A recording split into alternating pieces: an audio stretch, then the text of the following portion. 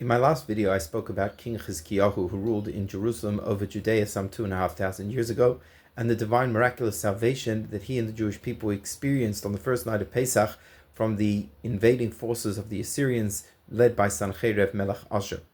The sages of the Talmud tell us that after that miraculous salvation, God wanted to anoint the righteous King Chizkiyahu as Melech HaMashiach, to be the Messiah, the final Redeemer of the Jewish people. The war of Sancherev would have been the war of Gog and Magog, which is preceding the final redemption, as described by the prophets. However, at that moment, the Midas Hadin, the attribute of judgment, came before Hashem and said that Chizkiyahu's answers to King David, when you performed miracles for him, sang shiros v'sishpachos lefanecha, he sang songs of praise and thanksgiving before you. Yet Chizkiyahu, that you have performed all these miracles for, has not sung shiros v'sishpachos lefanecha, songs of thanks and praise before you. It's a very strange statement of the Talmud, because if we look in the writings of the prophet, we do see that when Chizkiyahu was ill and miraculously recovered, he did write and compose a song of praise and thanksgiving to Hashem. And shortly after witnessing such a divine salvation from the hands of the Assyrians, the Jewish people under Chizkiyahu's lead would have sung a song giving thanks to Hashem. The explanation that is offered by the mystic from the 16th century, Rabbi Yeshaya Horovitz, also known as the Shlah, answers this question. And he says as follows: the deficiency that deprived Chizkiyahu of the opportunity to be Mashiach and to usher in the end of days was not because he did not sing a song of thanksgiving, but rather it was in the timing. The Gemara says that he did not sing shiros v'sishpachos lefanecha. The word lefanecha can mean in your presence, but it can also mean preceding you.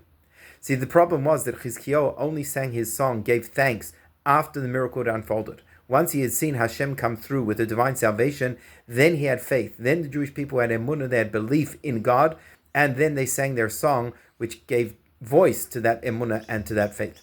But that was not preceding the miracle. The Gemara is telling us that in the Emunah, the faith that is required to bring about the Messianic age, has to be one that precedes the miracles. That we have such implicit faith and trust in God that He will come through, that He will bring about miracles, that He will save us, He will protect us, and bring goodness to us, that already prior to witnessing those miracles and that salvation unfold, we already give voice to our absolute faith with Hashem with a joyous, confident, and positive song. The message of this is very clear for our times, because we live in a time which is very, very dark. We are witnessing the rise of global anti-Semitism. We've seen a terrible, horrific attack in Eretz Yisrael, and it seems that the bitter exile is getting darker and darker. Yet we also know that our great rabbis have told us that we should expect the redemption at any moment. This was a vision that the Rebbe of Lubavitch gave to the entire world, that we are standing on the threshold of the Geula, the threshold of redemption, the arrival of Mashiach.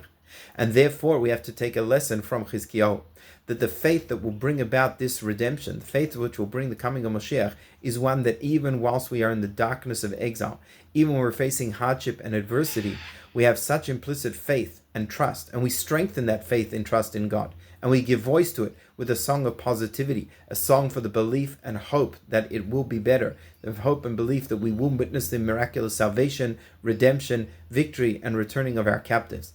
And if we can internalize that lesson and have an Emunah which is not post facto, but rather a faith which is there and drives us even when we face questions and darkness of exile, with Emunah, with that faith, we will merit our redemption, our salvation, with the true coming of Mashiach and bringing peace to entire humanity, to the entire world, and the return of the Jewish people back to our capital in Yerushalayim with the rebuilding of the third Beis HaMikdash.